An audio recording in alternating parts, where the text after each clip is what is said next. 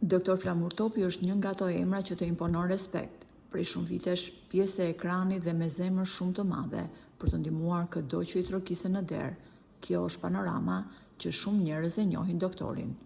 Njëkohësisht, Flamur Topi është edhe vëllai i madh i presidentit Bamir Topi, por ndryshe nga Bamiri që jeton në një vilë madhështore dhe vetëm një palsyze i kushtojnë $60.000, Doktor Flamuri vijon të bëjë një jetë teje të thjeshtë.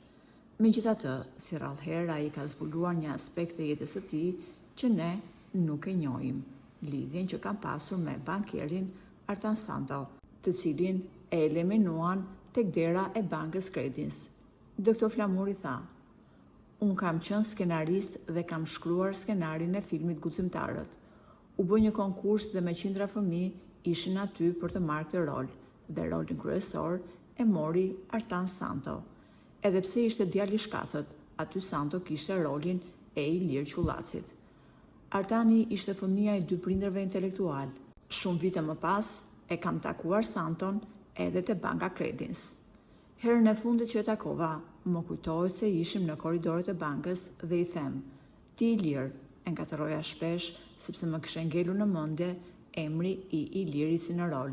Dhe i thash: "Ti nuk e qenë kurrë si Ilir Qullaci." Shpesh bënim batuta me rolin e tij në film, por Artani reflektonte një inteligjencë dhe zgjuarësi dhe shkatësësi teje të madhe.